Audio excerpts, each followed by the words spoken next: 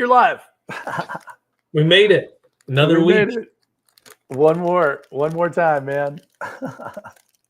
This is so we were just discussing before we went live here is how many more are we going to do this 2024, and I think this might be it, man. This might be the last one for the year. Is it? Yeah, because next Wednesday is Christmas Day. I'm traveling, and then yeah, the one after that is New Year's, and I don't know that either of us will be in any kind of condition to carry on a cogent conversation, but yep, we might do like a 20-minute special New Year's Day. Hey, we're live. It could be a 2-hour special. How's it going? Check it out. Our year is divisible by 3 yet again. This is good. Yep. Good times. Yep. All right, bye. Well, so and you have an interesting situation. I'm curious how you deal with this. Every year it's the same story for you. Is there's Christmas, and then like 2 days later it's your birthday. Right. How has this affected you over the course of your life? I wouldn't know, because I would have had to have had something else to compare it to. Good point. And my birthday has always been 2 days after Christmas. Yeah. So, I mean, so some pluses I can think of is that I wind up seeing a lot of my family on my birthday. Yeah. Just generally speaking, there's always some family about. And we're pretty fun. We're cool to hang out with. Yeah, absolutely. And then let me see. Other plus has been, so our parents were really careful about never doing the whole, here's a present for Christmas and birthday. Like they always did the separate birthday celebration thing. I always got a cake and everything because they were worried that I would have a complex about it or something as I got older. So that's nice. I think the only downside has been, it's really been basically impossible for me to ever have a birthday party involving my friends. Like I don't think it's ever happened. Well, and how old are you going to be this year? You're going to be 47? 46. All right. So what does the 46th year of your life have in store for you? As you look forward, what is coming for you? I have no idea. That's a tough one. So this is going to be the first year. So as you know, as we mentioned here, my wife moved in, kept her out as long as possible, but my wife moved in September. Best line ever. My wife moved in this year. Hey, good. Yeah. Like what? Well, when I tell people that, are like, oh, okay, so you guys were separated for a while. I'm like, no, we're super happily married. What are you talking about? And you just will see the wheels turn. Like, so what? What does this mean? What am I missing? Yeah. So a lot. I have a feeling that this upcoming year is going to be a lot of the like you get in, but then there's. I remember when she texted me when she removed the last bit of her stuff from her old place and turned in the key, and so she sent me a picture of her turning in the key, and she said in the text, like, "I'm your problem now," which for people who haven't met her.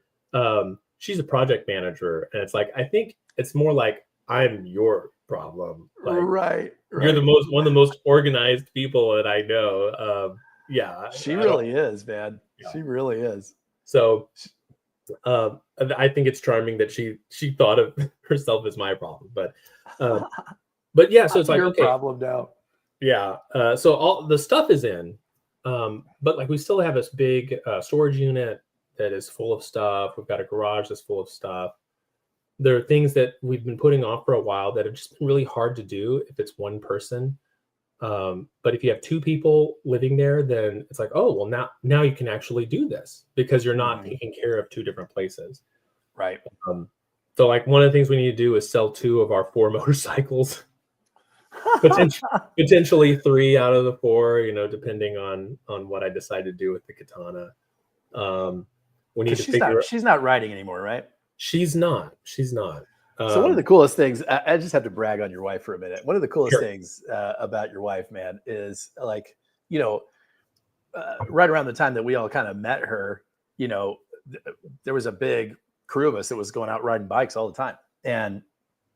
And she just was like, all the other girls would be like, oh, when can I ride on your bike? And she's like, when can you teach me how to do that? So that I can ride my own. She's a participator, man. Yeah. 100%. Yeah. It's kind of sad that that's no longer something that she does, that the bike, but I think the way she describes it is like she now has too much to lose. And so she doesn't want to get on it, knowing that there's so much to lose. That's interesting. I completely respect that. I wonder if, because I ride a lot less now, and part of that is that I have fewer places to go. Like, a ride out to see you guys, or ride out to see mom and dad, but it's like I'm gonna go do the 610 loop by myself. right. Because that bridge on that bridge on the east side is very. Oh no, that's actually on the Beltway. Actually, yeah. No. There's a bridge over the ship channel on the east side. Yeah. Oh, it is 610, right? Yeah. Okay. Yeah. But so it's like that's one thing, but also too, like there is that feeling of like, my life right now is so good, that why would I want to endanger it unnecessarily or something? But I don't know. I've never really felt like I've never ridden the bike for the danger. I've ridden the bike for like being in the experience of being in the open air and the speed and everything. I find very compelling.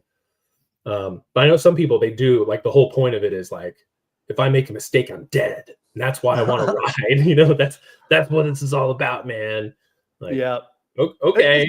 It's kind of funny because you and I started riding motorcycles not at the same time, but at the same time of our lives. Like I got divorced, and the minute I got divorced, and my ex-wife, who's awesome, and she's a good friend of ours, but my ex-wife, she was always like, no, you can't have a motorcycle. And I guess this is back in the phase of my life where I let other people tell me what to do. But so the minute I got divorced, I mean, when we were separated, I was making a list. Here's all the things I want to do now that I can do. And riding a motorcycle was on my top. I'd never ridden a motorcycle before, myself. And then when you got divorced, you and I sat down, I remember, and I was like, dude, if I can give you any advice, like the first thing you need to do is learn to ride a motorcycle, because it changes your life, Yeah. Well, the funny thing about that is I had almost gotten one 2 or 3 times before. So I had almost gotten one. So you remember Steve Michaelis? And give a shout out to Steve. Yeah, Steve. Sure. Yeah. Yeah. He spent a long time restoring bikes. A lot of really unusual, hard to find, classic Japanese motorcycles. I asked him, like, why do you like Japanese motorcycles so much? He's like, well, I like Japanese women too. So I figured, like, well, okay, it makes sense. All things Japanese. But he was restoring this classic Suzuki, kind of put it together like the universal Japanese motorcycle style, the UJM style. And I almost bought it from him back when I was in college. And I just ran out of money because I was doing the exhaust on my enormous Oldsmobile. I was like, Chester, yeah. So I was a little cash light, but I always regretted that. And then Dan, I don't know if you remember Dan, one of my former roommates, he rode when he was in seminary in Waco, when I was living in Waco. And that was his commuter vehicle, was I think it was a Vulcan cruiser. Okay, yeah. And I'd ridden on the back of that many times. And I was like, man, I would love to get one of these. And again, my money didn't work out. And when I got divorced, I was separated. And I had my own finances, and I was like, you didn't have to check with anybody, right? Yeah. Yeah. So it wasn't so much like, oh, I'm not allowed to have this, and now I'm going to do it. It's like, oh, I can actually spare the money now. Mm-hmm. Like, and I was kind of in a more financially reckless position, because it was like, she's going to take all of it anyway. Which, of course, right. You did. I mean, you brag on your ex, I brag on mine too. Like, that's never been her thing of like, I'm going to punish you and steal all your money. That's just not the thing. But I was, in my mindset, I was like, I have no idea what's going to happen. I'm probably going to have to declare bankruptcy like all my other friends who had a divorce. So I'm buying the motorcycle. I'm going to have it for 3 months before the bank repos it. Before they take it. Yeah. And I still have it. So, there it is. There you go. Yeah. Gosh, that's so funny, man. 4 motorcycles. So I have, just the one in the garage, and Loa's constantly like, How long you still have that? how long are you going to keep that? I'm like, I still ride it. It's not going anywhere. But anyways, that's so you don't have any big plans for your year. Nothing that you kind of have been thinking about. No, a lot of little things. I am I'm going out to Arizona to speak at to faculty at a sister university on AI. So that's going to be kind of fun. AI is really hitting university hard right now. Mm-hmm. The whole system in just about every direction. Like it's changing stuff for students, for professors, really for everything. I mean, it's so massive. So and a lot of the changes that people Dude, if they'd had AI when I was in college, I would never have learned anything. I would have cheated so bad. Like I don't even know how you guys deal with it. Well, so let me give you. So I'm not even kidding. I admit it. Well, I'm going to give you an anecdote here. This happened last week. So I sent you this. I sent you some code that I had written. Right.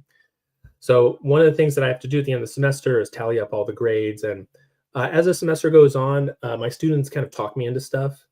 So I'll have like 6 tests, and they'll be like, "Well, what if we drop the lowest one?" It's like, okay, I will drop the lowest one. Like, what if we had the highest one count twice? Like, okay, we can do that. And it's like, well, what if we also did? And like, so as the semester goes on, the grading criteria gets more and more complicated as they figure out ways to get bonus stuff in.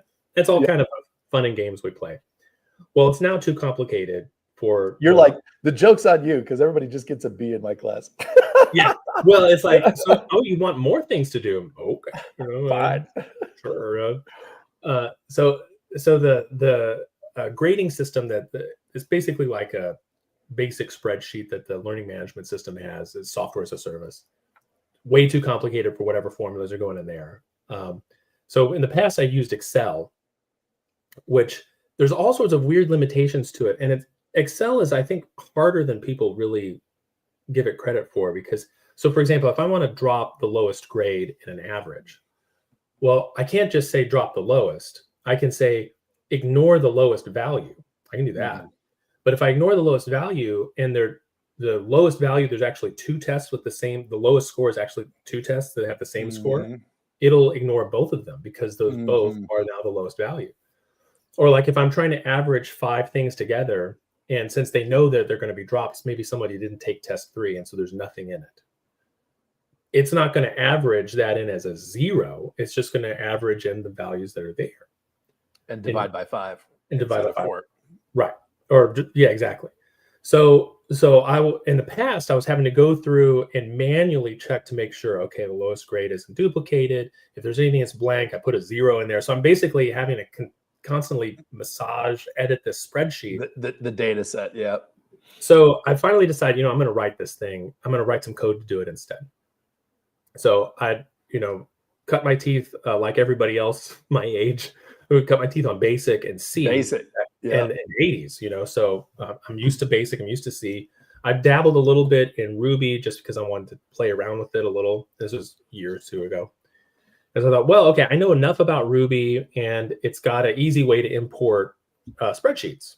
And I know what I want to do. Like I want to bring it in as a set of lists, basically. So a list for each student, and I want that set of lists to come in. I want to import it this way. And then here's what I wanted to do to each line. First check for this, then check for this. So I had everything planned out, but I don't know how to do it in a particular programming language. So I was like, well, I could use ChatGPT, but instead I use Llama 3.2 running on my own hardware. So I ran it on, my big desktop. And basically I would just say, okay, how do I import a spreadsheet as an array of arrays? And like, well, here's 5 different ways to do it. This. Like, okay, I like that one. And then so I've got a little code snippet there, and I can bring that in and modify it. And like, okay, how do I take the first set of the array and I want to add these things to it? How do I get command line arguments from my program? How do I do this? How do I do this? Now, this could have been Google searches or going through Stack Exchange or whatever, or reading the manual. But instead, I could ask very targeted questions like, how do I only take the first 4 members of the set and ignore the rest of them? Like, oh, you do like this. Now, you know, as cool as what you're describing is, my understanding is that you actually still did it the hard way, because supposedly you can just give natural language instruction to no, and it No, can code for you. no, No, no. Like you could try that. You could just describe, okay, here's what I want to do. yeah, And and write it in Ruby and write, or the language of your choice, write it in Rust, whatever. write it in Yeah, C++, and then it would spit out code, and that code may or may not work. It may not even compile. There's like even the stuff that it gave me when I would say like, okay, here's my set. How do I do this? Sometimes the code that it would give me back wouldn't work. And then I would have to go debug it. And this is just like 3 or 4 lines worth of stuff. right. Okay. And then I would I would say, okay, well, what does this error mean? It's like, well, it says you need an integer and you gave it a string instead. It's like, okay, cool. How do I convert strings to integers? It's like, oh, you do this. And so about 2/3 of the way through, I was just writing it without any assistance, because the stuff that I wanted to do now, Because you had learned it. Yeah. yeah. So I think that this is actually the fastest way to learn coding. To learn coding is you have something very definite in mind what you want to do, and then you basically walk through the steps with it, and then at some point you just kind of take over, and you know what it should do next, and you know how to write. Now, if I was teaching a programming class and this technology is available, which it is, I think what I wouldn't do is say, okay, I want you to write this program, and you are forbidden to use any of these tools. AI, yeah. Yeah, because that's cheating. Instead, what I would do is I would say, okay, in the past, if you had, let's say you were taking a test, baseline, what is a 0? A 0 on the test is turning in a blank test. That's your baseline. And then I'm grading you based on the difference between a blank piece of paper and whatever you turned in. And whatever that difference is, that's your grade. What if I get you wrong answers on every question? You're saying a blank test is worth less than wrong answers on every question? No. Well, what I'm saying though is that, like, what's the difference between a blank test? I mean, it's an interesting hypothesis. It's like comparing the people that watch Fox News to people that watch no news. Well, no. So, well, it may be that like the wrong answers are wrong in such a way that it's actually would have been better for you to just turn it in blank, right? The difference between the blank test and what you turned in may actually be, like you get minus 10 points. What's that movie? We're Now All Dumber for having dumber. Yeah. Yeah. Not Happy Gilmore, but Billy Madison.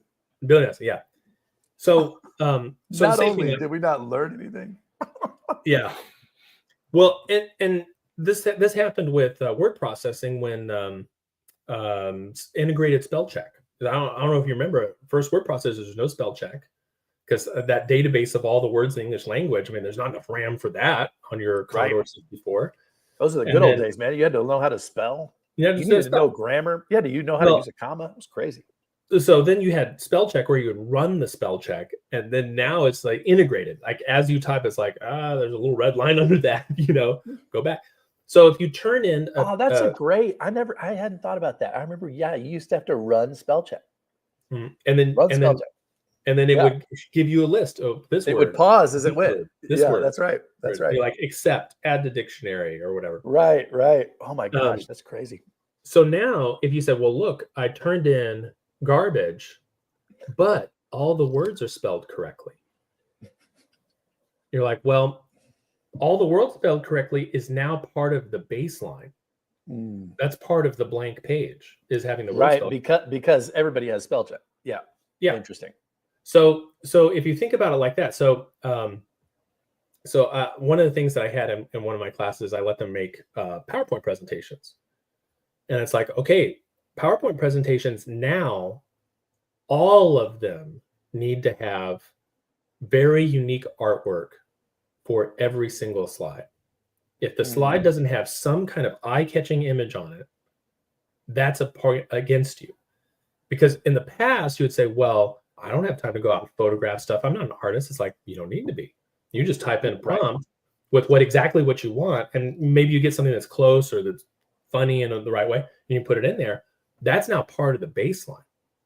So having eye-catching imagery is not a plus. That's part of the blank page. That's interesting. Yeah. So then for something like coding, it's like, oh, here's a little program that I made. It's like, that's great. That's the blank page. Like if I could have put the prompt into one of these large language models, whatever it gets me, that's the blank page. How much better is what you did than to what I could have gotten out of the AI? Well, the other thing I would think that would, again, I'm not an educator, you are, but, and you're doing a great job, by the way, educating all of us. But I would imagine kind of like in math class where like, hey, show your work. I wonder if let's say somebody turns in, okay, here's my code. Okay, great. Just talk us through what's happening here. And all of a sudden they're like, right. But you, with the code that you wrote, I mean, and I don't know as much about Ruby as you do, but like, just because I grew up the same way you did, basic and C and whatever, I could kind of go through and go, oh, and I also know some HTML and markup or whatever. And so it's like, oh, okay, I see what's happening. Follow it. Yeah, you follow along. And I put a lot of comments in there too. And you did. And thank you. Yeah, that was very good code. I was like, man, this guy is clean. So so I wonder if that might also be kind of a solution, or at least a what do you call it? A mitigation strategy. Yeah. Well, and so that's but just in case you're curious, the comments were written first. Okay. So that's smart. Yeah. This is what I want to happen in this order, and so then we just fill in the blanks. Well, yeah. So that would be one, but again, that's a mitigation strategy. Right. That's trying to soften the effects instead of saying, hey, look, this technology is out there. And so now and also everybody has to level up their game. It's interesting to me too, like just thinking about development of capacity or knowledge or, knowledge that you can actually use, right? It's like, look, this is not, we're training people for the real world here. In the real world, they're going to go to Google. They're going to look this stuff up. They're going to use AI. And so the question is like, well, hey, if I could use those things, let's say I'm trying to learn French and I'm like, oh, but you cheated because you have a French girlfriend. You got to practice French all the time. Yeah. Well, dude, so that's the secret to learning a language is get a French friend, right? Or whatever the case may be. And it's like, well, but that's not cheating. That's a hack. That's, I mean, I wouldn't say it's not some secret hack. I mean, that's like that should be kind of part of the baseline, like as you're saying, right? So like, if I'm trying to teach my kids something, it's like, look, no, these are the tools that are. Did you think about this? Did you think about that? Wouldn't it be great if there was something like that? Well, there actually is, and it's right over here, right? So, yeah, I don't know what your thoughts are there, but I think a lot of that has to do with the way people design assignments.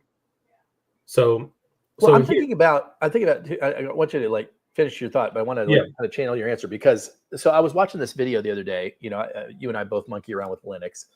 And one of the things that's just fascinating to me is the command line, right? Just because I got used to the DOS command line back in the day. And so it's like, it's really interesting that you could run a whole system and somehow, and Windows you can too, obviously with the PowerShell and whatnot, but like you just don't.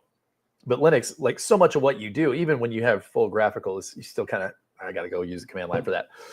And so, but I'm watching this guy because I went to YouTube and I'm like, learning command line for beginners, whatever, this guy.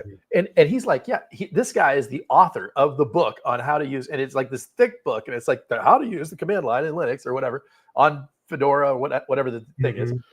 And he's like, now, I actually reference my own book all the time. And he's like, it's right here. And because there's no way that you could learn all these commands, no way. And he's like, if you're sitting here trying to memorize these things, like you're just wasting your time. Okay. What you want to do is you want to get like here's the 50 most used commands. And I have a handy list. You download it right here. I have it on my desk. And then these will help you do, 70% of what you need to do.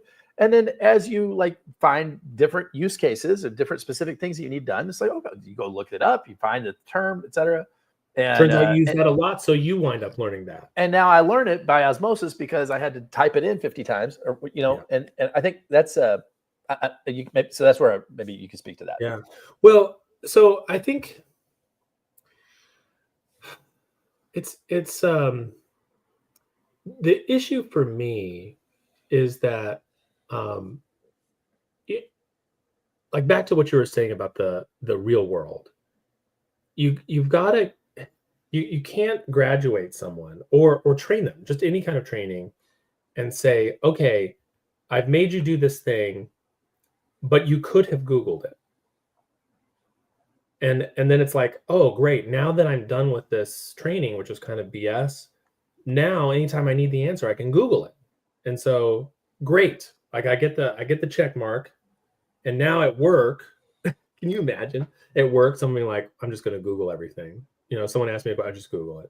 I guarantee you there's people that do that right now that are listening to this podcast. They're like, that's what I do at work myself.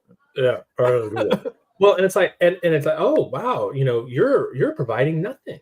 You're adding nothing to that role, right? Or someone says, oh, now that ChatGPT is a thing, I'll just put everything to ChatGPT, and then whatever it comes out, I'll just copy and paste it. It's like, oh, you're the one that wants to be replaced by the robots. Like when they're saying, like, we're going to replace AI with people with AI, they're talking about you. Because that's all you've done. There's nothing. It's easy to replace you, right?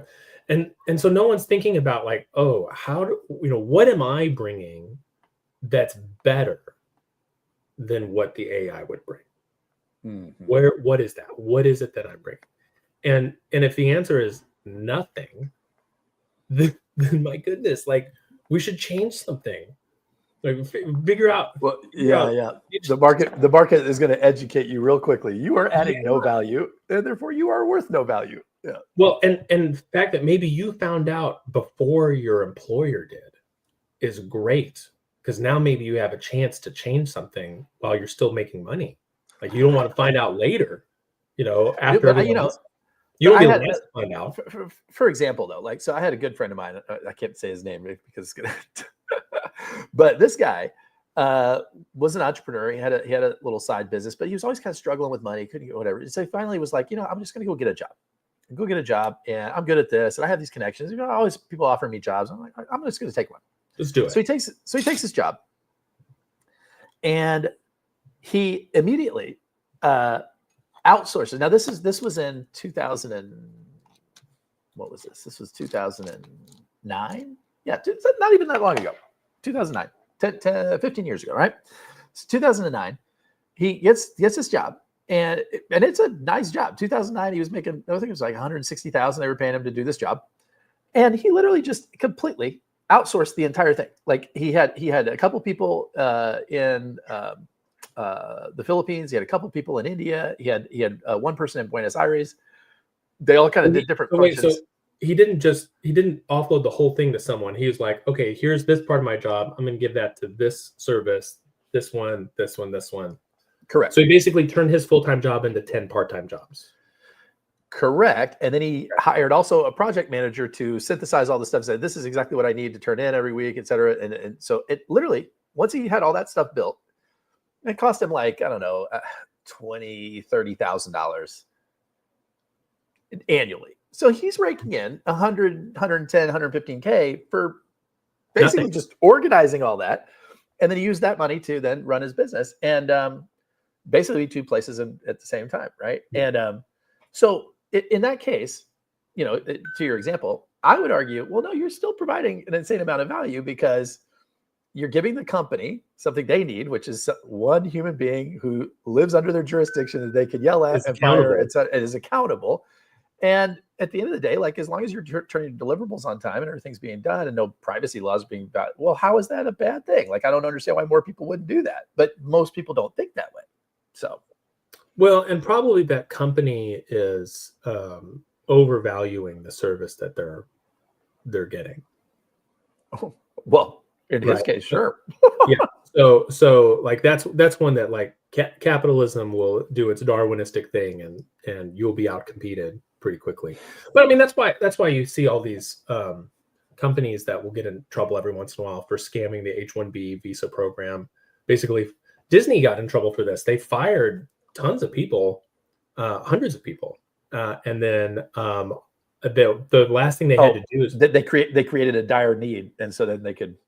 Well, but the mistake they made was they overlapped, because the last 2 weeks they paid their former employees as contractors to train their replacements. So after firing them, now they need the replacements, but they're like, don't worry, you're going to get an extra 2 weeks of pay. In fact, it was like more or something like that, to train the people that are taking your job. They're all H-1B visa participants, and so they got into some trouble for it. I think California sued them or something. I don't remember what happened. I'm pretty sure it was Disney, but it was like a little minor scandal. But like, yeah, I mean, like immigration laws, at least they brought them in legally. I mean, could have been worse. What a great segue to the political part of our show. Oh yeah, immigration. Okay, so let's talk about. We have a bunch of. I have a little list over here. A bunch of stuff that has gone down here. We've got immigration.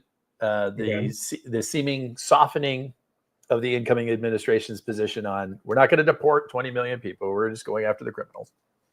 Type of language. We have TikTok is on its last few days as a entity. I find it so hard to believe that could potentially not be a thing, but I mean that's what apparently I think the prevailing law at the moment is January 1st you're out, right? 20th January. Oh, is that January 19th?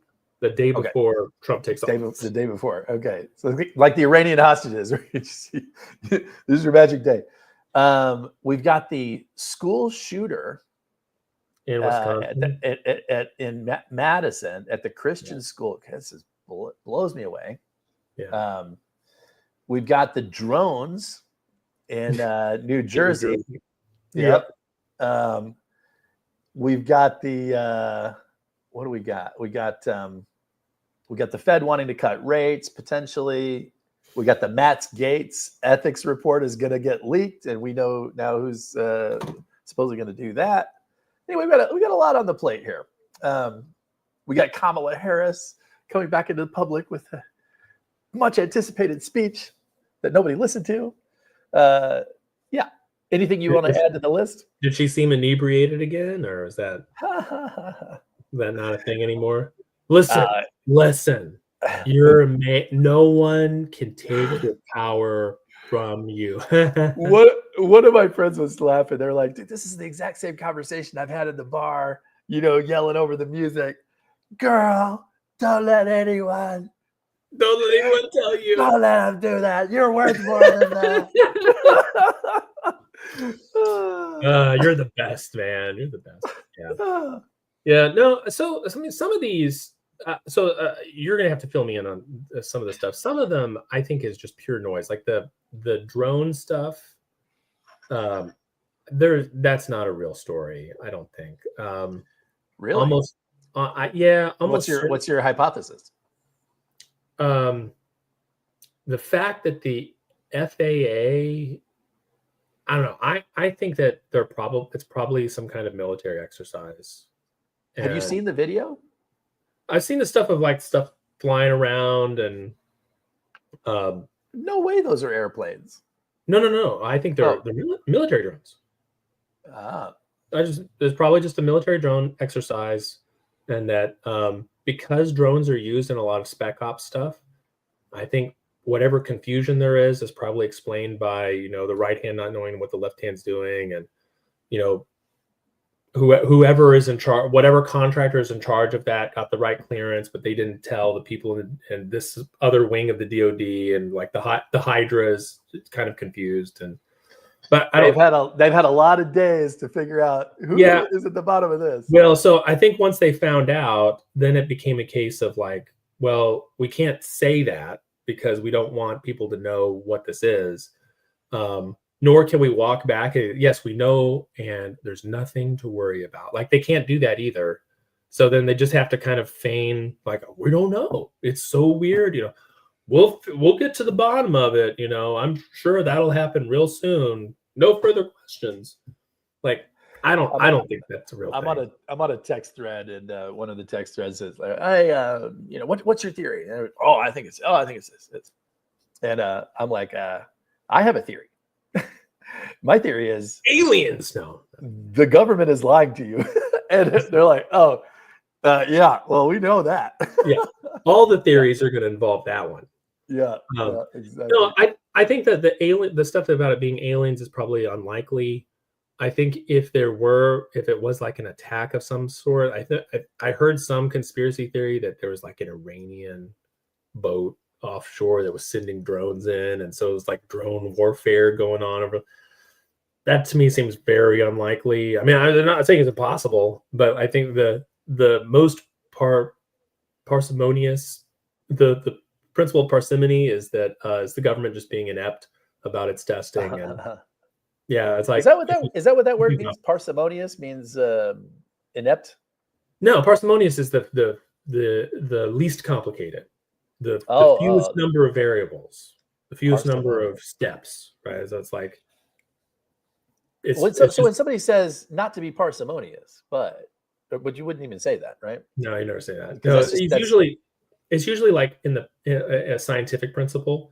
So like let's say you go in, you're go to the doctor, you're like, it's really weird. I'm having this pain in my foot, and it's like it feels almost like fire along my toes, and I also am diabetic and really overweight, and like you start giving like a list of symptoms, or like, gosh, all of these symptoms are explained by gout, the whole thing.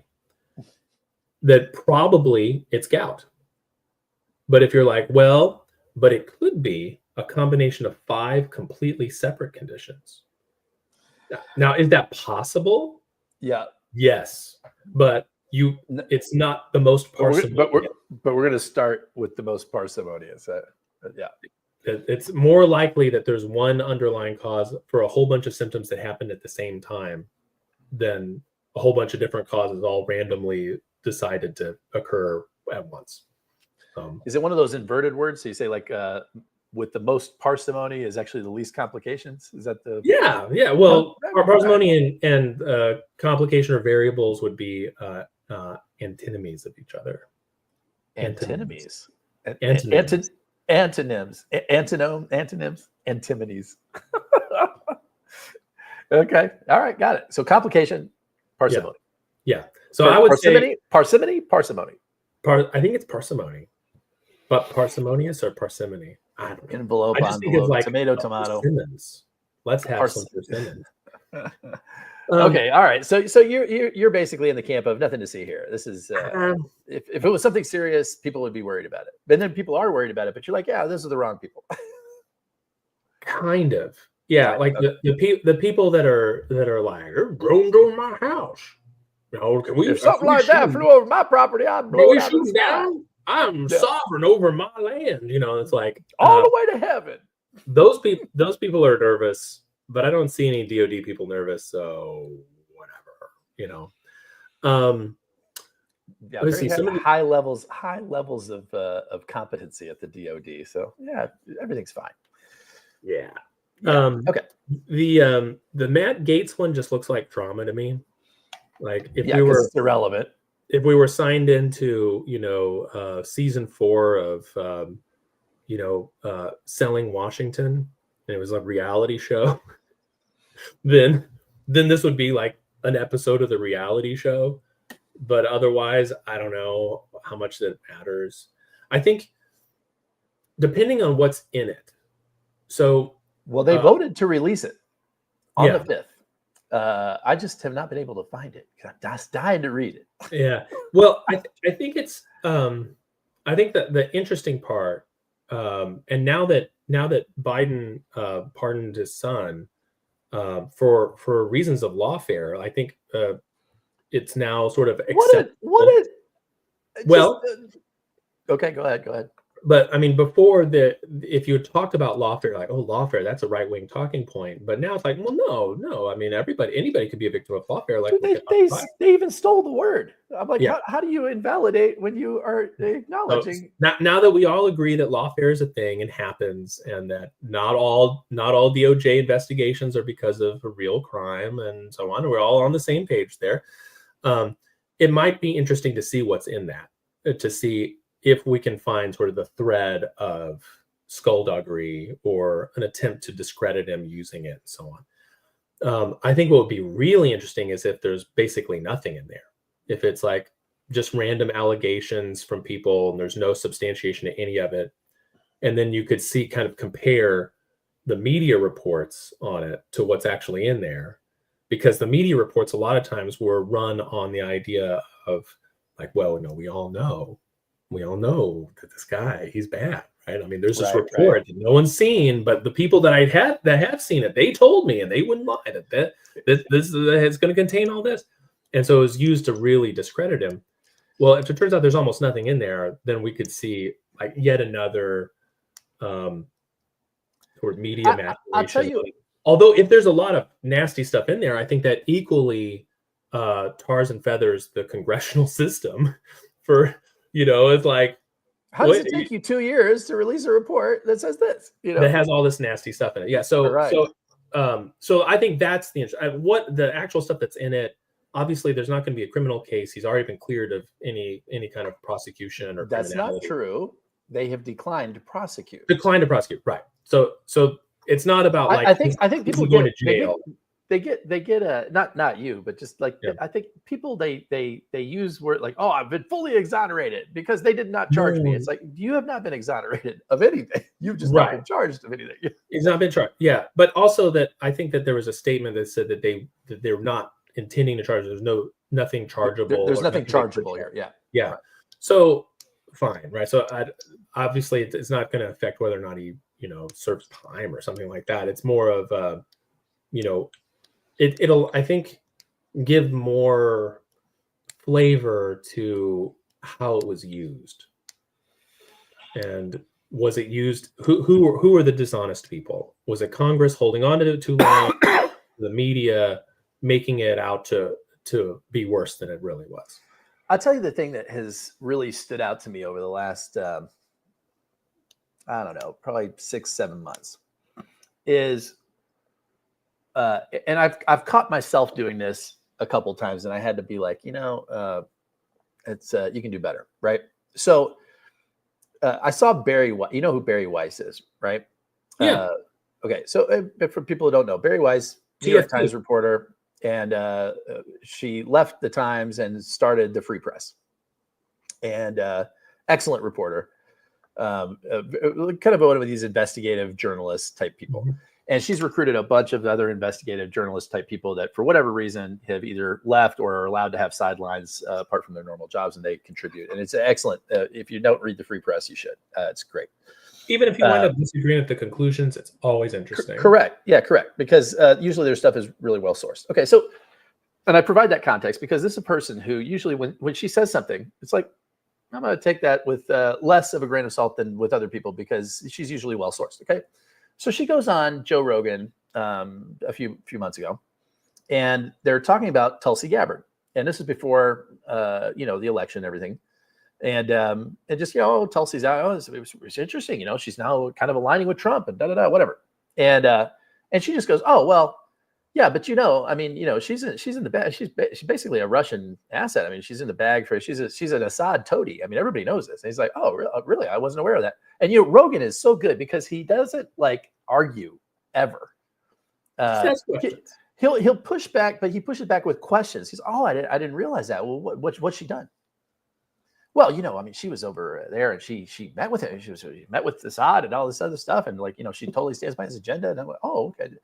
Well, I knew she'd met with him, but I mean, isn't that her purview as a congresswoman? She's allowed to do that, right? I mean, like that happens quite a bit. Well, yeah, it does, but it's very unusual. Look at this time of war. We're at war with Syria. No, I didn't know that. Oh, no. I mean, we're not at war, but I mean, and then like Start pulling the thread. The Right. sweater just His disappears. sweater You know? just evaporate, and he's Yeah. like, well, so when you say Tony, like, she's really statement saying that she backs Assad. Well, no, but everybody knows this, and everybody knows this, right? And it's like, and I've been guilty of this myself, because you watch enough programming, you read enough stuff, and you think, I thought that, like, oh, I'm well researched here. I'm getting information from multiple places, and it all is kind of arriving at the same conclusion here. And so that's reasonably well sourced here, And the fact is that it's all nonsense. Like, there's not a specific anything underneath it.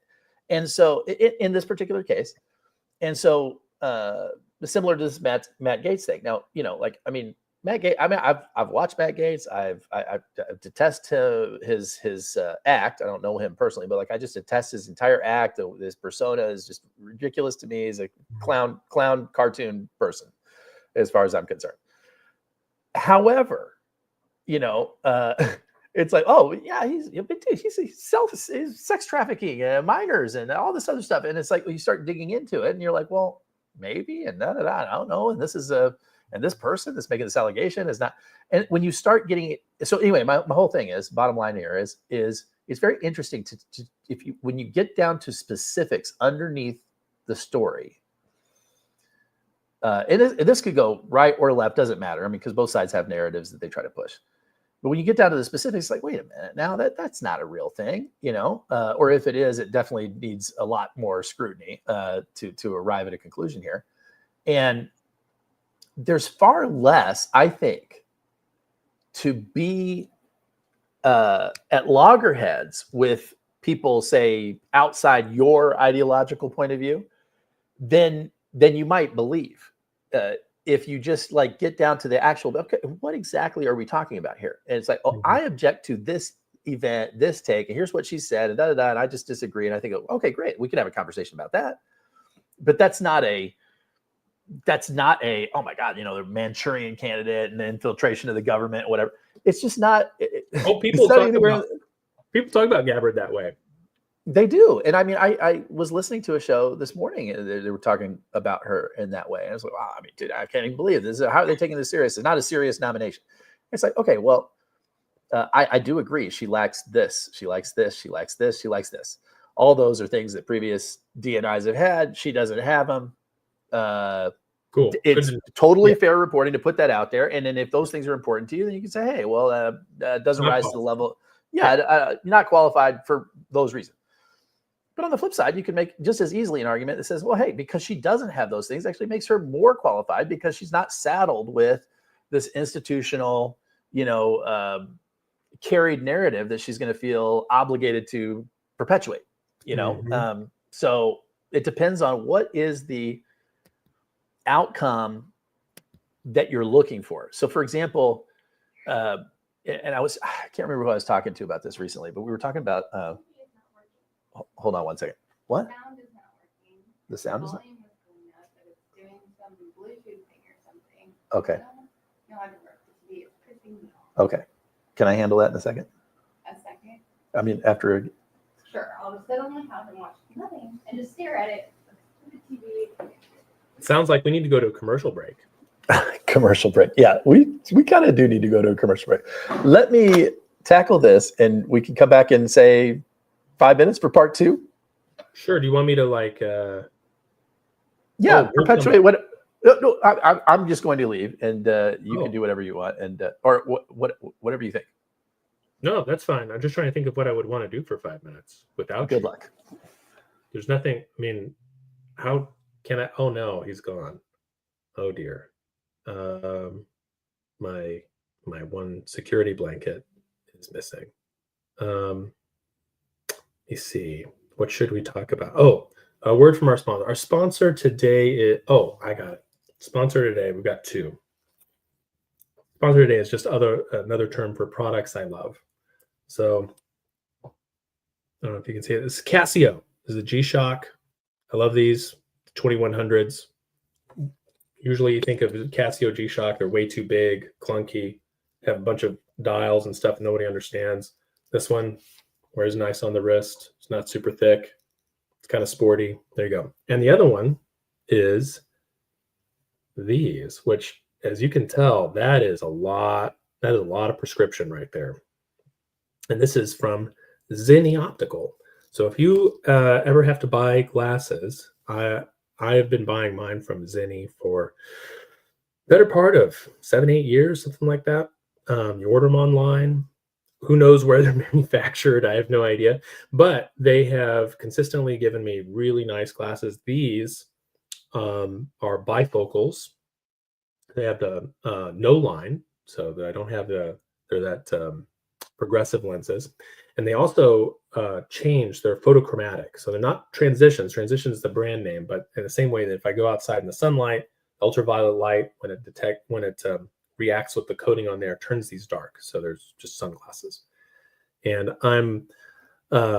my vision is just bad enough that basically I put these on in the morning and they stay on. My eyes stay on for the rest of the day, and they've been extremely comfortable, lightweight.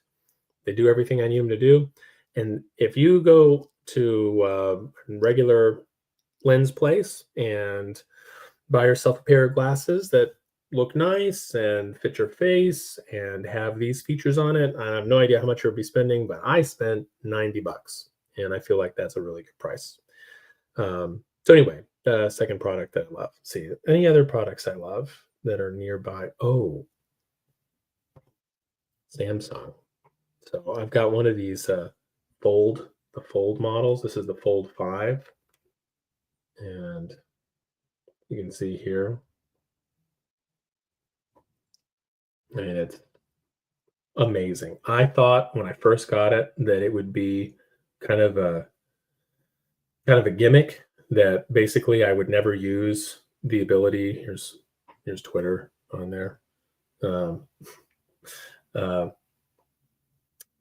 I thought I would never use that, or that I would constantly be opening and closing it. But it's been really amazing. Like for 90% of the time, 80% of the time, I'm on the front screen, and it's small enough. It's easy to text on, easy to send messages back and forth, use the maps, easy. And then anytime I want to use the larger sort of tablet-like experience, I've got that. For this, it's amazing for watching games, for doing content, answering emails. It's incredible. So our sponsors today are, Eric, yeah. Our sponsors today are Casio, Zenni Optical, and Samsung. Casio. Very nice. Well done, man. Well done. Thank you. Yeah. All right. I was So able to rectify all those technical challenges in the are we good? That is the level of expertise I bring to the table. Go ahead. Yes, tech. So the thing about Gabbard, we were talking about this, Dad and I were talking about this last night, because he was just like, how is it that some people still think, and he'll list off some of the kind of media pieties of the last 4 or 5 years, like that it's that we know for sure that COVID was from a wet market. It was this accidental species jump, and then how do we know for sure that the economy under Biden is great? And how do we know, for sure, like all these things, just list them off in a row. And I was like, look, if you have a steady diet of this stuff, where you and I know that it's like a hydra with a bunch of heads, and it's the same thing. So I read this story in the AP, and then it was also in the Washington Post, it was in New York Times, it was in the LA Times, and then I saw it on CNN, I saw it on MSNBC, and it's like, you think you just saw 8 different sources tell you the same thing, but you actually saw one source. It's one anonymous source that talked to 8, actually not even 8 people. It probably talked to one person who put it out to 8, But you're seeing the same story copied, and because the collusion between these organizations is so great that this is all one organization, just with 8 faces. There's. But if you say that, but here's the thing: we were talking about this, and I said it to someone who is on a steady diet of that. If you tell them, if you're like, hey, and like just pick one of them, right? Like pick whatever, that it's like telling them, I'm not so sure Australia exists. Or like, what are you talking about? Like, here Yeah. it is on the The map, world is flat. here it is on this, and it'd be like, no, you don't understand. Like, we flew over it and there was nothing there.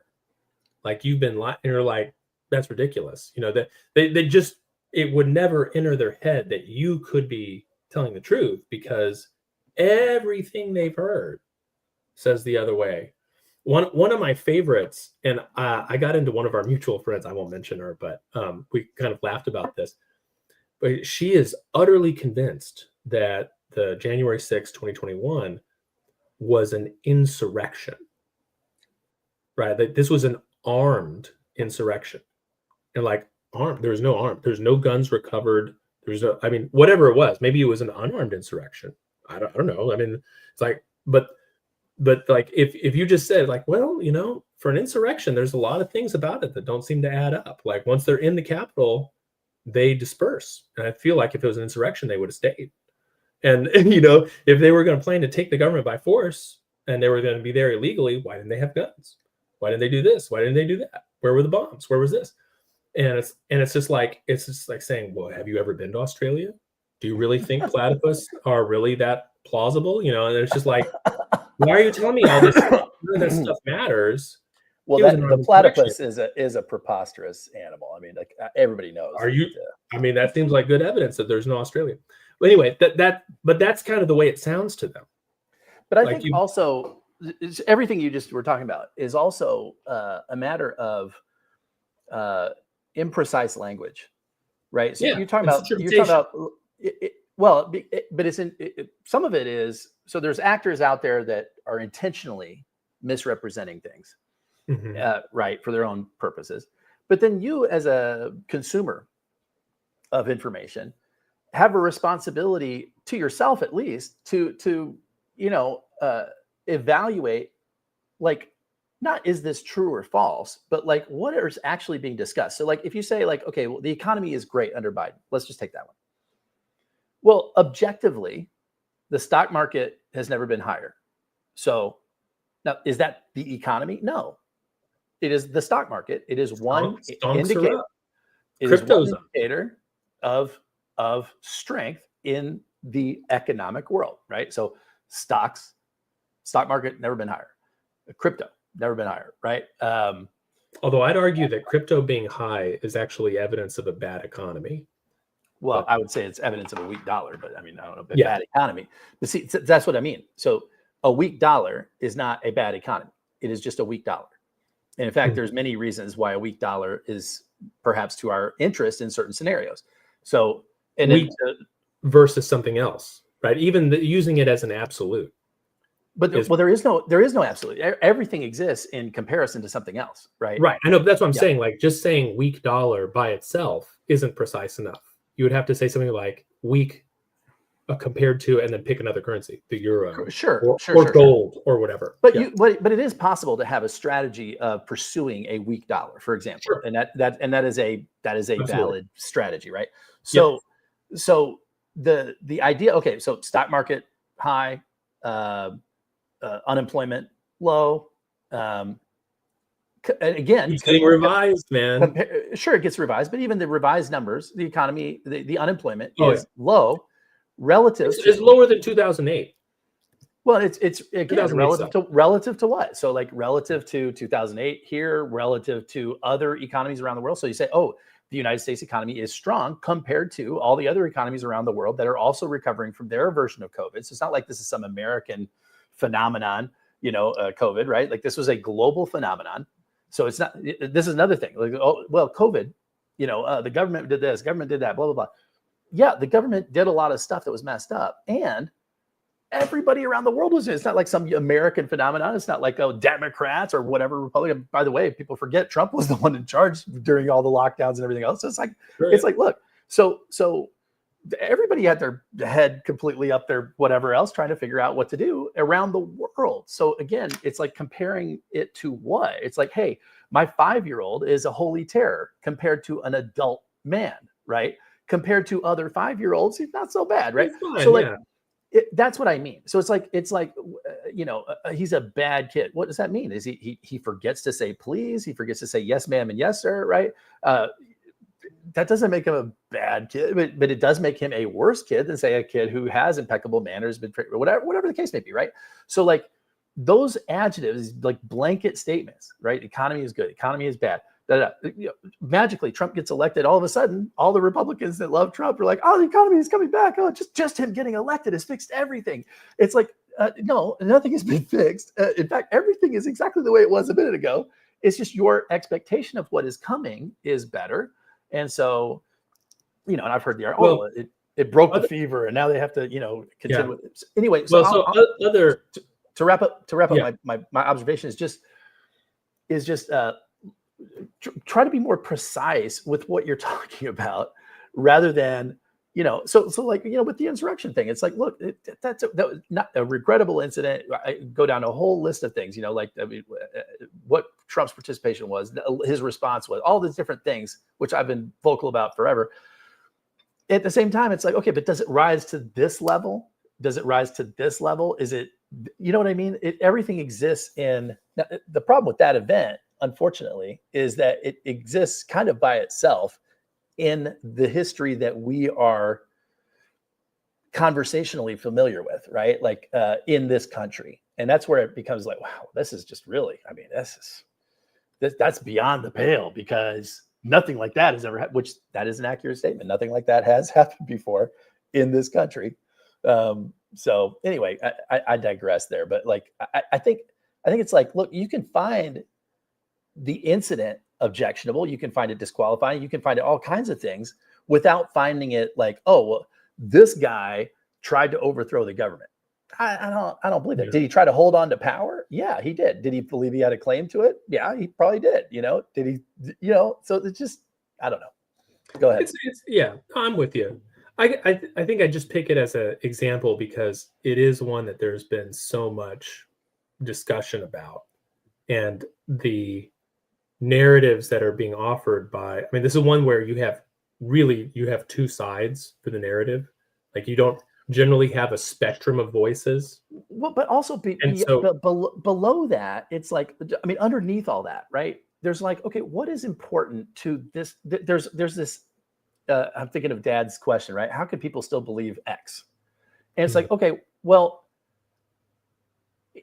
if I say it in general like that, there's very hard to, all we're going to do is have an abstract discussion. If I say, why does Eric believe this?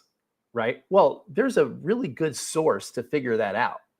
And his name is Eric. You could just go ask Eric. Just ask him. You could ask. He's usually not shy about giving his opinion. I'll tell you, right? But like, why do you think this? Because from my perspective, I'm seeing this, but yet you seem to think this. What?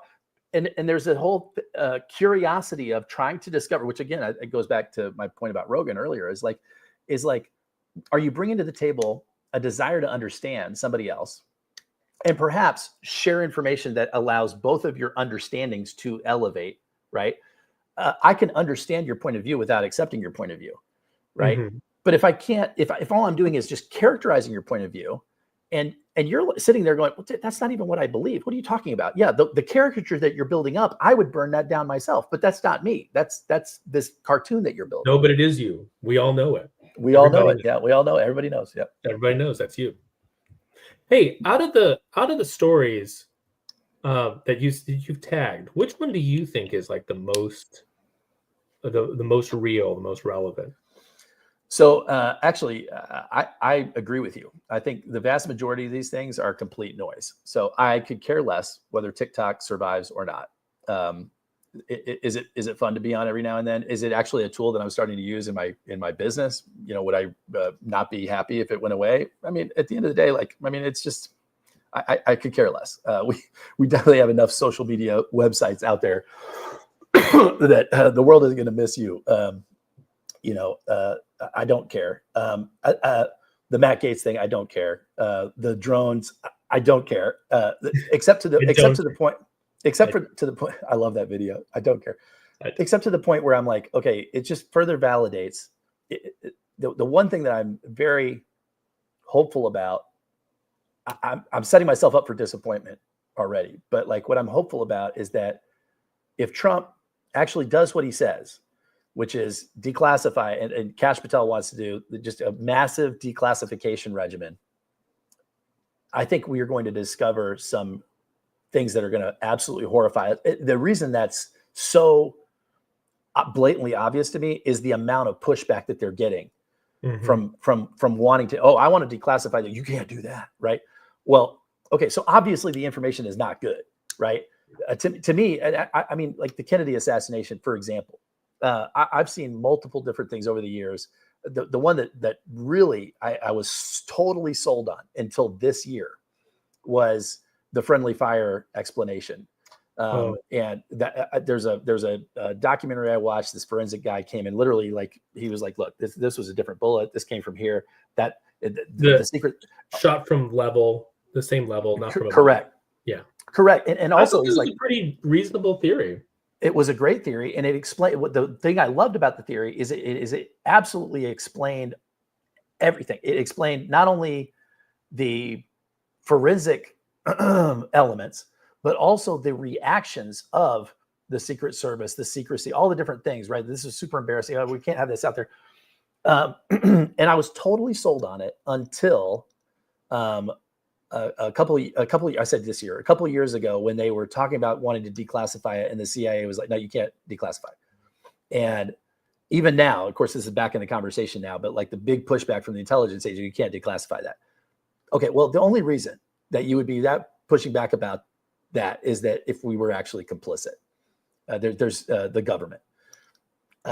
There isn't another explanation for. I mean, I'm happy to entertain your thoughts, but to me, that more than anything else is almost like, look, when somebody is like, you can't know that, it's because it's incredibly embarrassing for me for you to know that. So to me, that is my biggest hope, is that they come through on some of this stuff. The declassification, and also the reduction of spend, this Department of Governmental Efficiency, DOGE, whatever you call it, right? Yeah. DOGE. When that guy is the master of memes, I just got to give him, give him credit. Someone had posted it on X, was like, it showed Musk behind a podium with the dog, the DOGE dog in front of it. Dog. It was like, we need to make this happen. And he responded with like, I'm on board. And so I got you. Ever since then, so whoever it was that came up with it, like, we're keeping it. Yeah, I think to me, and I heard also that Doge is actually not Doge. I heard that originally it was Doggy. Yeah, Doggy. Yeah, Doggy. Yeah. But anyway, so to me, that is the big story, in my opinion, of what we're watching here. All the pushback on Hegseth, all the pushback on Gabbard, the pushback on Kash Patel, all of that is entrenched interests that do not want their closets opened, basically, in my opinion. Mm-hmm. Nothing else really matches the vitriol and just level of I mean, dude, the allegations just get wilder and wilder, right? And it's just like, people are like, "Oh, that one didn't work. Here, I got another one for you." You know, and next thing you know, it's going to be child porn and well, you know, they already did sex trafficking on the one guy. So it kind of reminded me a little bit of the Brett Kavanaugh stuff. So for those people who don't remember, so Kavanaugh is going to be replacing, who does he replace? Was it Ginsburg? No, that was Barrett. Oh, okay. Anyway, so he goes in, he's replacing someone, and for whatever reason, the left was like, okay, we didn't have this problem with Gorsuch. I mean, he just kind of sailed through. They set their sights on this guy. So first we got, the former classmate that says that, he kind of pinned her to the bed and kissed her, and she pushed him off and ran off. But like, this was assault. She was assaulted, all sort of stuff. And been sort of damaged by it ever since. So people are kind of digging through those allegations. Like, did this really happen? Did it not? Is it sort of like teenage prank gone wrong kind of thing? What's going on? And then it's like the door got opened.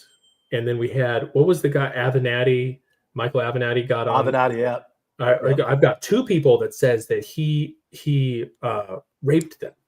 And we're like, really? You know, so like we're starting to look at that, and then that doesn't seem to be going anywhere. And then someone, I can't remember who it was, but they leaked something to Grassley, who was at the time the Senate Majority Leader, Senate Judicial, whatever, I can't remember the name, that he was a part of a orgy club where they were kidnapping women in high school and then like having, you know, sort of ritualistically doing stuff to them, like a whole group of people. And like the funny part was is that there's no way, there's no evidence that anything like that had happened. But also, it's one of those that is so out there that who exactly is going to believe that? Like that's the kind of thing that if it was in a movie, that people would be like, well, that's not realistic. You're saying like a bunch of 16-year-olds decided that they were going to have this big underground thing where they kidnapped women and then did the stuff too, you know, and then like what, you know, but they didn't start with that. They started with something that was kind of believable, but then it was like, hey, any accusation. And that one didn't work, so let's ramp it up. Let's get worse and worse. And then finally they vote to, you know, confirm him, and suddenly everybody just goes away. All of it just vanished. And I was like, oh, none of those were real. Like they were just, it was all just made up. Or they came to the conclusion that, man, I mean, like we put all this stuff out here and nobody cared.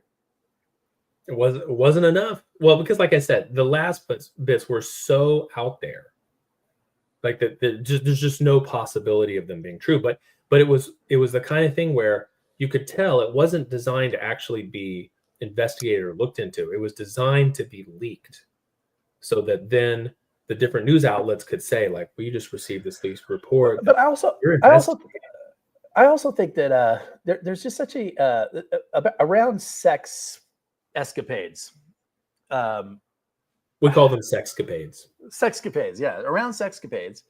It's like, well, if you're going to have this standard of nobody has ever done anything regrettable with a member of the opposite sex, ever. Obviously, dude, assault is wrong. Forcing yourself on somebody else is wrong. I mean, we categorically go down a whole list of these things are all wrong. Okay. However, if you feel that strongly about those things, which, you know, so strong, this is disqualifying. Okay. Well, then where was the conversation around Doug Emhoff?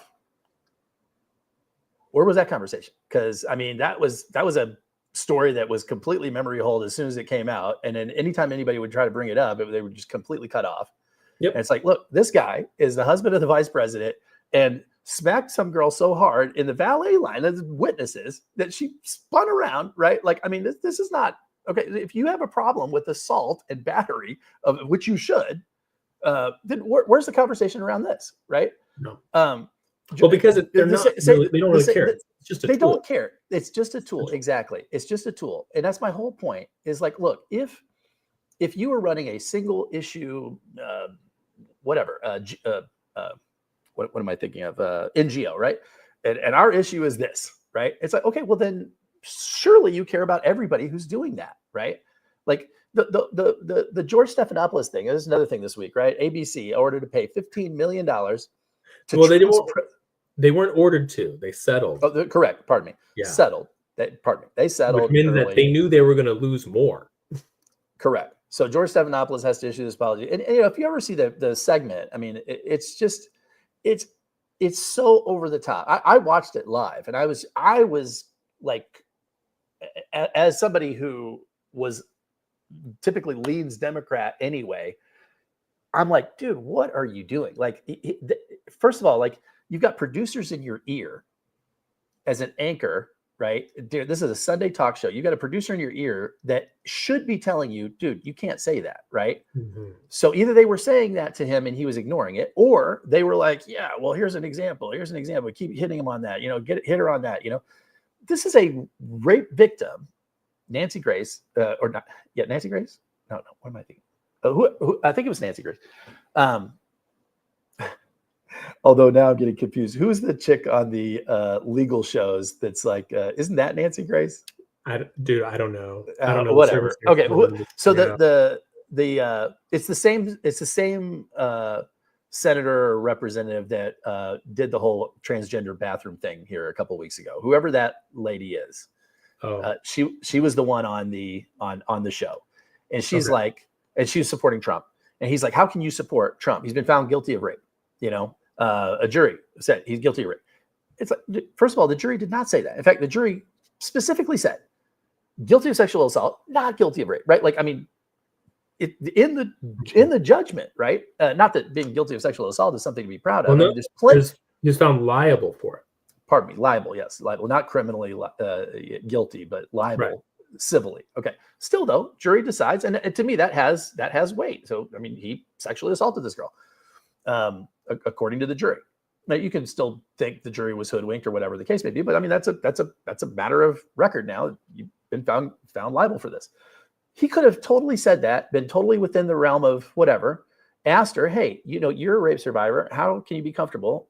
But he had to go the extra mile there, had to like belabor the point 4 or 5 different times. And as I'm watching the show too, I'm like, didn't you work for Bill Clinton? Weren't you in the war room for Clinton when they were going out and character assassinating all of these women that were coming out of the woodwork saying that what Bill Clinton had done to them and et cetera? And you were part of the effort to discredit those women. And it's like, how could you have zero like self-awareness? Be like, maybe I'm on shaky ground here. Maybe just it's like that that Bible verse, like don't worry about the speck in this person's eye when you've got a log in your own eye. Yeah, it is mind-boggling to me, and that's because that's what I'm saying though. These people don't care about that. I agree. I just agree. don't. It doesn't matter. I agree, and so that's what I mean. Like, so when I hear like these this Hegseth thing, like I'm listening to it and it sounds like, I mean, first of all, it's a classic he said, she said, but let's just go ahead and give her credit for everything. Just say, okay, everything you said is true. His version of the story is complete bogus.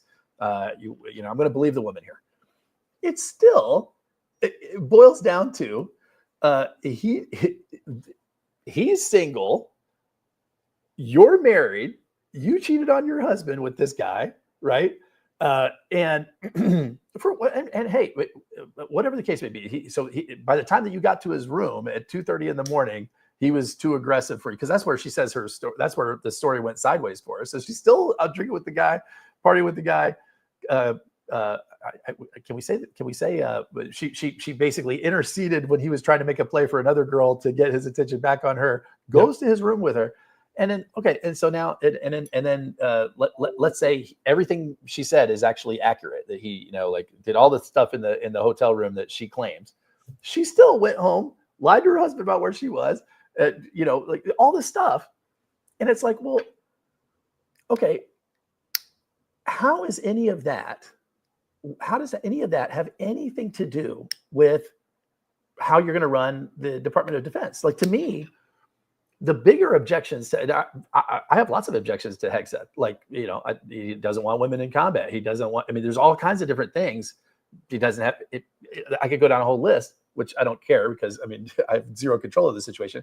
But to me, it's like, that's where the conversation should be. We're hiring this person to take this job. Right. Yeah. And it's like, do I think character matters? Of course I think character matters, but I'm going to take this one event and say you're now disqualified for anything in the public trust. That one to me makes, I think it's such a simple strategy. I don't think there's much to really overthink here. So they don't care. I think she cares. I think she's sticking to her story because she has to, because she's trying to save her marriage, which I totally get. That's fine. Whatever. Yeah. She can say whatever she wants to say. I think it's the case that they think that Trump might be beholden a little bit to the religious right. And I'm not talking about the religious right like the Falwells who all have the skeletons in their closet kind of stuff. They're all mercenaries. But I'm talking about like people like our parents or our little brother who goes to church and it tries to be a straight arrow person and do the right thing, and would find allegations like that kind of shocking and sort of gross, and not. And so that hopefully there would be some pressure that they would be able to bring on Trump to prevent this person from doing it. And so that's what all this is about. It's like we got to try to figure out some way to turn, because we know turn his base against him, basically, is or at least because build a wedge here where it's build like, a hey, wedge, we can't go with you. Yeah, right. Because they're I think they're correct about this, that Trump really does enjoy being loved by his base. And if the base no longer loves him, well, he's a narcissist. Like this, of course, that's all he cares about. Well, I mean, that's a psychological. I don't know what that, but like it does seem to be the case. And so if we can somehow get the base to be like, hey, we used to love you, but then Hegseth, then like, okay, well, Hegseth's gone. In fact, I never liked him. Like that. Maybe that's what they're hoping happens. So it's just I think kind of just a raw strategy. You do bring up something that is maybe a good conversation for to close out our segment with. So I do think that Trump is unique among politicians, for better or worse, in that he does command the love of his people, right? Mm-hmm. So whatever that may mean, right? And I'm not of the opinion that anybody that loves Trump is somehow brainwashed or whatever else, but like there is an element of, look, the fact that he can get religious right leaders and lay people, et cetera, to just completely overlook things that they would have found completely objectionable, disqualified, not just objectionable, but like outrageous a few years ago. And somehow it's just not a thing, because it's Trump, right? And the narrative that's been created, he's not, I don't really think, responsible for it, because he doesn't have the I don't want to say intellectual capacity. He's very smart, but like he's not versed in the language of Christian theology the way say even that you and I are growing up in the faith, right? Sure. We have a much deeper understanding of not just the faith, but like the history, the tradition, all these different things about like why certain phrases would resonate with some people versus not so on. Correct. So, yeah. But I mean, there's a whole movement in the religious right part of it that is making him out to be like this chosen vessel by God. That God picks imperfect vessels, and this is look at King David. King David, and and they bring out all this different stuff, and it's like God has put him in, and look at he survived assassination because that was a miracle, and and it's just more proof that that God is on his side. It's like God is not on his side or anybody else. I mean, in my opinion, God is on the side of humanity. I'll get I definitely credit him that, but I don't think he has any allegiance to capitalism or representative government for that matter. I'm pretty sure he's on his own side. Correct. I mean, I don't think God is running a constitutional republic up there. It's pretty much a benevolent dictatorship, pardon me, monarchy. Anyways, but I do think it's interesting. What I was going with that is that you look back at historical figures, like Caesar, for example, right? And it's like here, this politician rises and they have such command of the people, right? That they are completely impervious to all of every attack that is leveled at the person. The people, his people, interpret it as an attack on them, right? And so it's like no, he's out there. He objectively, my assessment, he's fighting to keep himself out of jail. He's fighting to, clear his name somewhat, but he's not. He doesn't really care about clearing his name either. He'll pay off people to whatever. It doesn't matter. He just wants people to like him. He wants to be popular. He wants to be thought of as the greatest ever, whatever. He says so. It's not my assessment. He obviously wants that. And so it's like, well, so and had he lost this election, he very likely would be going to jail and would have lost even more of his net worth, et cetera. So like there's definitely a fighting for survival that's going on. But he's not fighting for you, the people. He's fighting for himself. But people interpret that or internalize it or transmogrify or whatever the word is, right? Themselves onto it. It's like, oh, he's fighting for America. Look at that. and to me, it's like it's not right or wrong. It's people's perception. There are very few characters in history that have arisen that have that kind of allegiance with the people. Very few. I mean, and if you look at them, all of them are historically huge figure. I mean, Caesar, Napoleon, whatever. Now they're also a bunch of bad guys, but like even Hitler in the early days, right? Like, oh my God, I said Hitler, so no, this is it. But not comparing anybody to anybody, just saying that like when a politician gets the love of the people and they take care of it, it is like a bulletproof blanket. I shouldn't have said that either, but like it is a complete inoculation from a lot of the political pressure. It's kind of political armor. Big time. Yeah. Big time. And I don't have to listen to what you say. That I'm the people's champion. The people put me here. Exactly. And if they're smart, and which he is, and he's very good at this, it's like, look, this is what the people want. This is what the people want, and we're going to give it to them.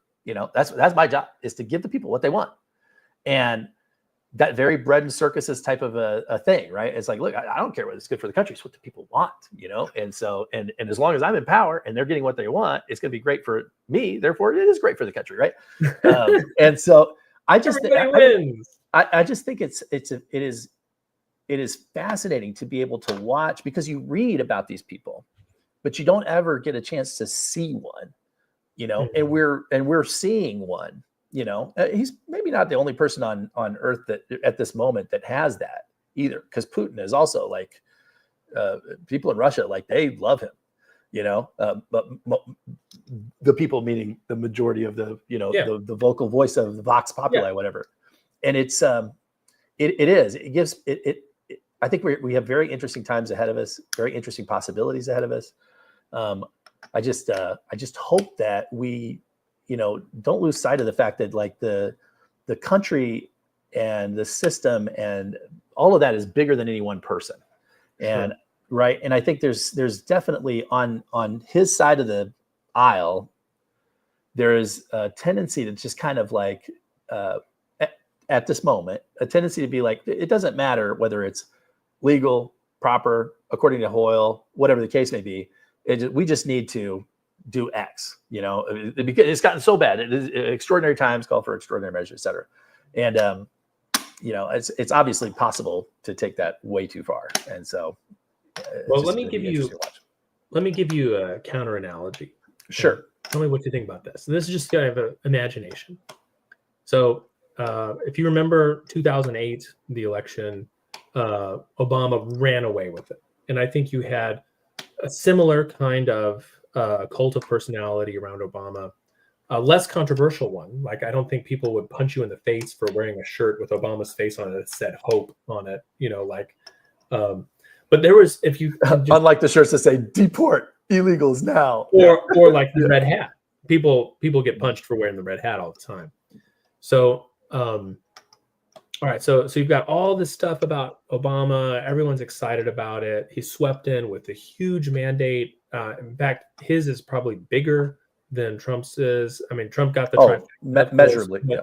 Obama had a Senate that was filibuster proof, and it was massive. He had all three for the first 2 years. Yeah, I know. But what I'm saying though is that the Senate was filibuster proof. He didn't have to even consider what the Republicans wanted. We just steamroll everything. So imagine. So Obama gets there. It's fine. There's some controversy about it. The way he handles the Affordable Care Act looks kind of like a giant gift to insurers and the medical establishment. Less because it is. There's other things about it. Good stuff too. Like he winds down. He kills Osama bin Laden under he's able to give that announcement. It's very presidential. And let's say that in 2012, Romney wins, unseats him. People are kind of fed up with some stuff, and Romney gets in there. And then all the stuff that happens between 2012 and 2016, instead of Obama at the helm, Romney's at the helm. And then Obama comes back in 2016 to run against Romney. Mm-hmm. I think you would have the same kind of um, fervor or excitement of like, you would be, like, hey, the first time I was there, I was just a freshman senator beforehand. There's a lot of stuff I didn't know that I do now. The people that were put in charge were a bunch of Clinton people, and look at the stuff that, happened. I'm going to bring in my own people this time. We're going to do this, not only the Chicago way, but the Hawaii way. That's where I'm from. And like, we're, aloha, we're doing this together. And aloha, bitches. yeah. Well, and people would have that. People would have shirts with Obama's face on it, "Aloha, bitches" on it, and like we're coming back. And we had 4 years of this of the Republican experiment, and this was clearly a disaster. When I think of 2012 to 2016, all the stuff that propelled all the stuff that propelled Trump into office, in 2016. That was the stuff that was going to propel Obama to come back.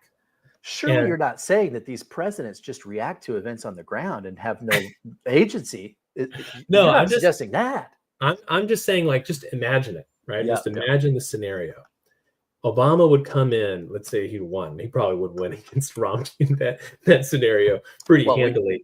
And but like, imagine the kind of like political armor is like, no, we tried it your way. I'm back. We're gonna do it my way this time. I want this to happen. I want this to happen. And there wouldn't have been this like, well, I tried to work with Congress and they didn't, so I've got my pen and my phone. It's like, no, we're not doing that anymore. Like I think you would be looking at kind of a parallel situation, the favorite of the people returning, to finish the job, kind of thing. So, you might be right.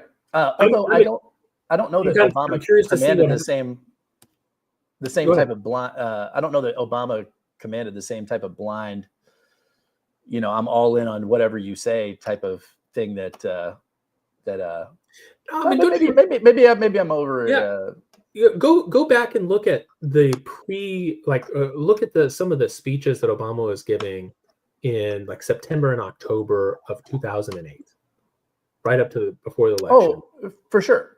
And the way the crowds would cheer and kind of swoon over him and stuff. But also it's a comparison to 8 years of Bush and torturing people and Abu Ghraib and all this other stuff. Absolutely. And then the financial meltdown. I mean, that was a absolutely. Disaster. So that's what I'm saying. Like, imagine him being gone for those 4 years in between. Mm-hmm. And then what kind of excitement there would be for him to come back. Mm-hmm. And I think that would be a parallel situation. So I'm less thinking of this like Caesar coming in or Napoleon coming in, and more of like, something less exciting than that. still wild and different for America's history. But it is very exciting. If you like, for me, as somebody who, like, I believe in the power of government to do good. I don't mean government like big G. I just mean like we as participants in our government, there's a lot of potential to do good things for each other and for the world. It's I've always believed that. And I'm not one of these people that's like, oh no, it's not. I believe in possibility. Like Captain Kirk, I believe in possibilities. I just think, but it's very rare, right? To like when Obama came into office from Bush, it was like, look, we're going to close down Gitmo. We're going to stop torturing people. We're going to get this financial situation. We're going to stop the sea levels rising. We're going to stop. Exactly. We're going to stop sea levels rising. Nature will start to heal. Nature will heal. Yes. All that. Right. But then proceeded to not axe the Patriot Act, continue surveillance, continue all these different things. I mean, like, at the time I was like, what? I voted for this, and you're doing the exact same thing that these other people were doing. So, whereas we're not talking about a difference of policy where it's like, well, you want healthcare to be like this, but I want healthcare to be like that, and so we're gonna. That used to be the big fight, right? Mm-hmm. We're talking about like, no, if Kamala Harris had won, versus what we're about to have is night and day, and whether that's good or bad remains to be seen. But like, you don't see an administration I have never seen an administration come in promising to cut departments, services, like all these different things, and have the people fired up in agreement to it, right? And I don't know who should get credit for this, but like people have basically completely lost faith in the government, in expertise, in anything that we might objectively stand back and say, okay, this person is better able to handle that than this person. This is obviously somebody that knows what they're doing. This person doesn't know what they're doing. It's almost like, look, don't care. In fact, if you don't know what you're doing, I actually am all about you, because we've had the experts in here and they sucked. And so everybody should go. And those kind of ideas, the fact that it is resonant and people are buying it is remarkable. I mean, it's you can put whatever adjective you want. If you think it's a good thing, bad thing, you can use pejorative word, but it's just, it is historical in nature is my point. It is without recent precedent.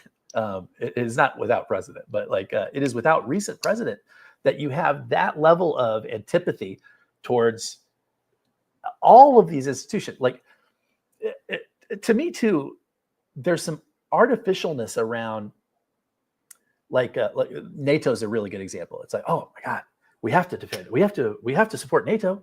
Like this is the transatlantic thing. And it's like, dude, NATO was again, like, do you understand anything about history? Like NATO was put together to combat the Warsaw Pact and the expansion of the Iron Curtain. Yep. The Iron Curtain is gone. It's not to say we don't have threats, but dude, as recently as 2000 and two or three? No, it was before 2001. Putin wanted to join NATO. Yep. And Condoleezza Rice told Bush was like, yeah, well, hey. It was under Clinton. Clinton said this. We should try to find some way. You're right. But then Condoleezza also. So Madeleine Albright and Condoleezza Rice, both of them, kiboshed this idea, and it's like, dude, why would you kibosh that idea? It's like, great idea. It's a great idea. Like, I mean, now it's like, oh, we can't let them in here. To me, the only thing that makes sense there is that hey, you have a military machine that needs money and fuel and conflict to perpetuate itself, and we can't let them in here because we need enemies. Yeah, that's the only thing that makes any sense. And I don't.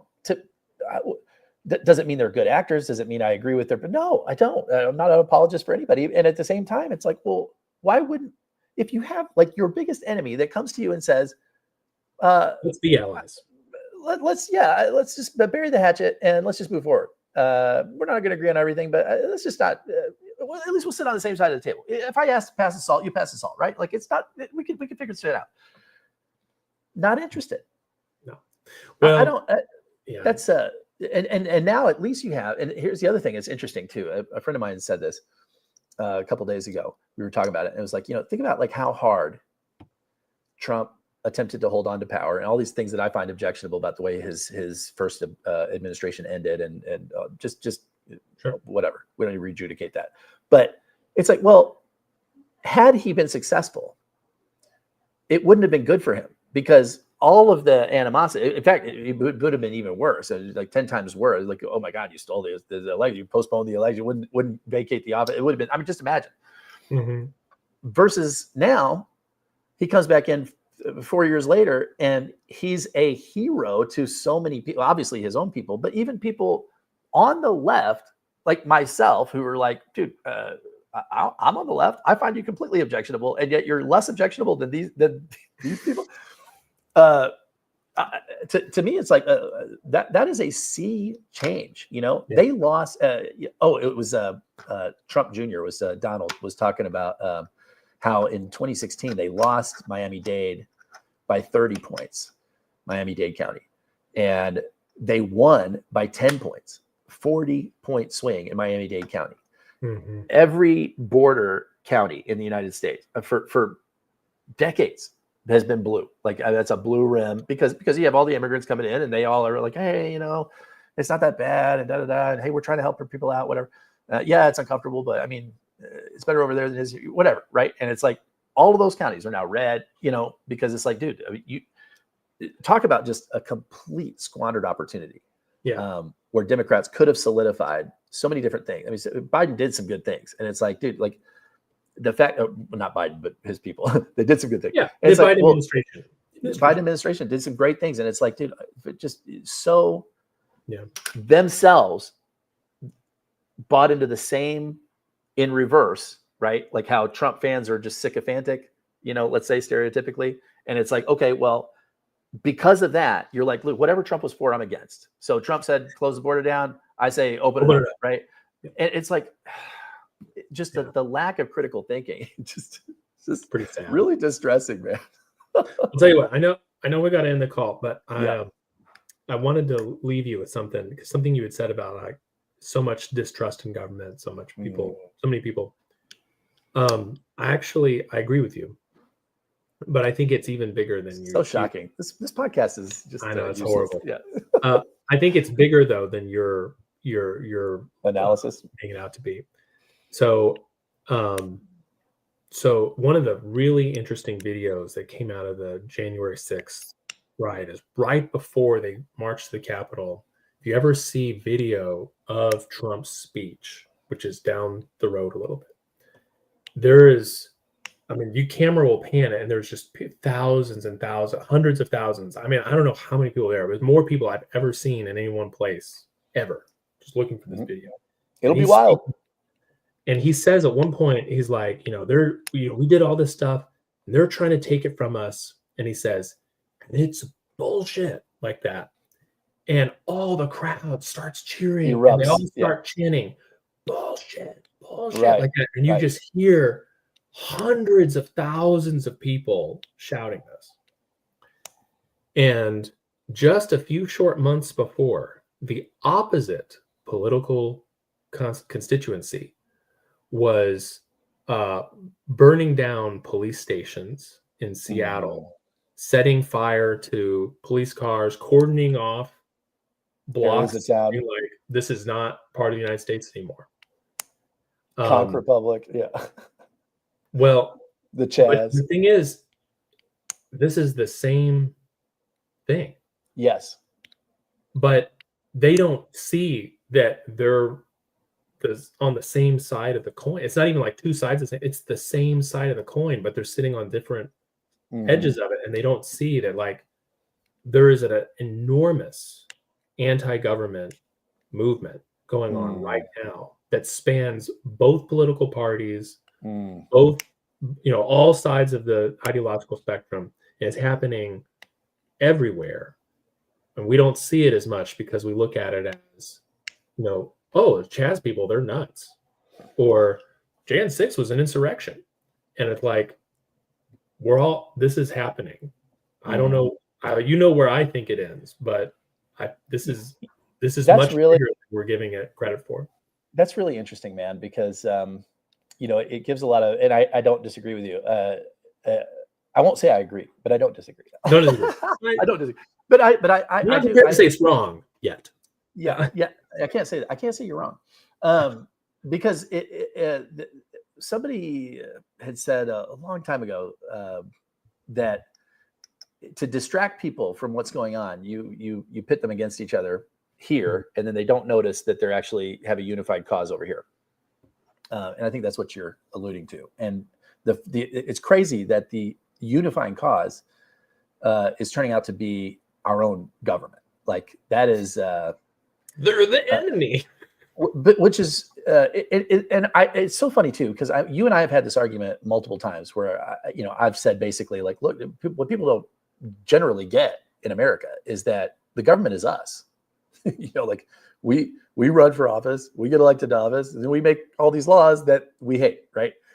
But I actually have changed my mind on that, because and I hate to say this, but you were right. No. Yes, you were right. I know, but you're right, because one of the people I love in the political dialogue is Cenk Uygur from Young Turks. Yeah, TYT. I don't agree with some of the stuff he says, but like in general, I'm pretty down the line with most of what he said. But he's been saying for a long time, it's like, look, the number one problem that we have is the money that's in politics. And he says money that's in politics. I would say now that it's actually it's not the money. I mean, it is the money, but it's who the fact that it's really these corporations and very, very rich people that are controlling the situation. The best government money can buy, and that's and really people are, if anything, waking up to that.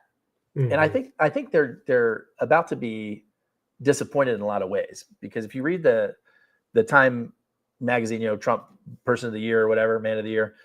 Do we say Man of the Year anymore? I don't think we do. Person of the Year, the poi. If you read that article, like the interviewer asked him multiple times about bunches of things that he won the election on, right? Like hey, well, what about these trans people, and what about this? What about that? Well, yeah, we don't need to talk about that anymore. Yeah, people get upset about it. It's a very small number of people, and we're not really worried about it. It's just torn the country apart, and we just need to move forward, right? So, in one sense, it's a very conciliatory interview. If you have a chance to read it, it's very presidential. All the different things that people have been saying. Oh, I wish Trump would be more like this. He does in that article. Okay. However, he also is basically just like discarding all of these things that he said were important. And one of the biggest ones is, getting these corporate interests out of the government, giving it back to the people. And yet, you look at his inauguration campaign and all this other stuff. They're taking $1 million donations from people, no questions asked. It's in some cases, some group, Saudi group gave $130 million of the crypto or whatever, freed up like 80 some odd million for him. It's just things like this, and it's like nobody's got any questions. There's no stories about it. You could read about it if you're looking for it, but there's not a. I hope that he follows through on. Again, not the results of I have no idea what the result of eliminating, say, the Department of Education would be. Right? Could be good, could be bad. Right? For real. That's a control in the system that if it's removed, we're going to have a lot of consequences, intended and unintended. However, I would take the unknown in that situation over the consistently declining scores and performance of our kids, right? It's like we tried it this way. We know this is not working, so we need something else, right? And the definition of insanity, right? And it's like, well, okay, so I hope you follow through on that, just because we need a change. And hopefully, power. What does it say? Power abhors a vacuum, or something like that. The interest will rush in to fill the void of these gaps that are created, and we'll get something better or something worse than what we have now. But something needs to shift in a big way in order to avoid the scenario that you think is most likely, which is anarchy and collapse. So. On that note, collapse, just separation. You remind me your conclusion of where you think is most likely going is a divorce, right? Yeah, national divorce. But see, I don't. The thing about what you were saying earlier is what kind of gives me a counterbalance on that, at least mentally for myself, is we're a lot more unified than the artificial divisions that are happening. So it's like the fact that Bernie bros overwhelmingly voted for Trump versus Kamala Harris. To me, it shows that look, these are there is no right. There is a right left divide, but it is not the divide. The divide to me appears to the real divide appears to be the powers that be, the status quo, the moneyed interests that are running the machinery, and the people who have been taken advantage of long enough. The demos. Yes. So, we Yeah, should do Cicero's Plato's Republic. And what is Cicero, right? We should have a conversation about that. We should. January. Yeah, it wouldn't be interesting if 5 years from now we talk about the right and left divide, the way we talk about Star Wars versus Star Trek. Well, that's a divide. People are strongly divided on that issue. Anyway. Well, it's like, look, we got some religious conflict around the world. We got Christians and Muslims. It's like, okay, well, both of those believe in Abraham and the God of Abraham. So it's not that different. Catholics and Protestants. Well, but they both believe Jesus died for their sins. Like, how could they be that different? It's like, well, but in Ireland, they've been killing each other for decades. So some of these artificial divisions have real world consequences. Yeah. All right. All right, Well, brother. I love you, man. Love you too. I'm so glad we chose. I mean, we started this in May, and look at where we are, man. Yeah, we kept going, and dude, I can't wait to see you in a couple days. So, see you. And then. To you, our audience, long-suffering audience, we both thank you. We love you, and tune in next year, January 8th. January 8th, we will be here. Hopefully, with something more. We'll have counted the electoral votes. Oh yes, but they won't have been certified yet. So okay. Still be plenty to. Yeah, exactly. Yeah. All right. See you guys.